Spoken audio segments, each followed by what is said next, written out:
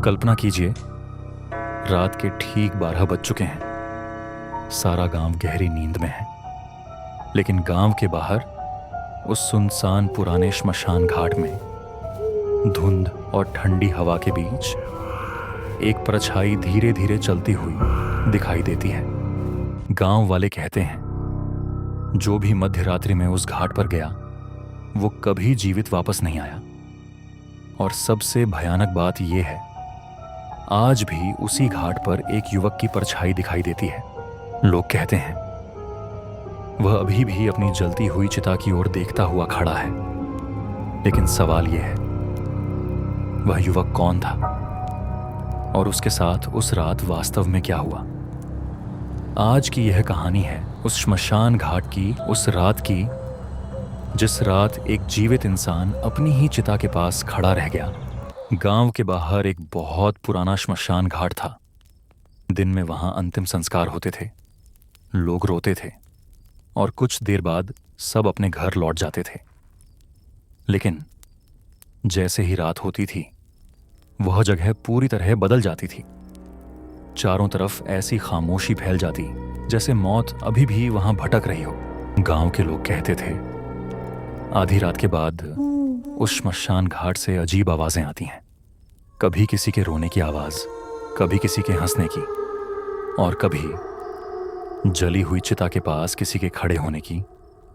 बहुत लोगों ने कसम खाकर कहा था कि उन्होंने वहां एक सफेद आकृति देखी है, लेकिन आज तक किसी को यह पता नहीं चला कि वह आकृति किसकी है और वह वहां क्यों दिखाई देती है। उसी गांव में अजय नाम का एक जवान लड़का रहता था। अजय बहुत बहादुर था, लेकिन उसे भूत प्रेत पर बिल्कुल भी विश्वास नहीं था। वह हमेशा कहता था, भूत वूत कुछ नहीं होते, ये सब लोगों का अंधविश्वास है। एक दिन गांव के कुछ लोग चौक में बैठे फिर से श्मशान घाट की बातें कर रहे थे। तभी अजय हंस पड़ा। वह बोला, तुम लोग बेकार में डरते हो। अगर वहां सच में भूत होते तो मैं अभी जाकर देख आता। गांव के एक बूढ़े आदमी ने उसे रोकते हुए कहा, बेटा, रात के समय उस जगह मत जाना, क्योंकि वहां जो दिखता है वह इंसान नहीं होता। लेकिन अजय नहीं माना। उसने सबके सामने ऐलान कर दिया, आज रात ठीक 12 बजे मैं उस श्मशान घाट पर जाऊंगा और साबित करूंगा कि वहां कुछ भी नहीं है। रात के ठीक 12 बज चुके थे। पूरा गांव गहरी नींद में सो रहा था। आसमान में काले बादल छाए हुए थे और हल्की ठंडी हवा चल रही थी। अजय हाथ में टॉर्च लेकर श्मशान घाट की तरफ चल पड़ा। जैसे जैसे वह आगे बढ़ रहा था, हवा और ठंडी होती जा रही थी।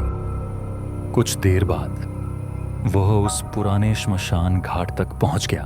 चारों तरफ सूखे पेड़ खड़े थे, जिनकी टेढ़ी मेढ़ी शाखाएं जमीन पर अजीब अजीब परछाइयां बना रही थी। और दूर एक चिता अभी भी धीरे धीरे जल रही थी। अजय धीरे धीरे आगे बढ़ा। अचानक उसे पीछे से किसी के कदमों की आवाज सुनाई दी। ठक ठक ठक, जैसे कोई उसके पीछे चल रहा हो। अजय तुरंत रुक गया।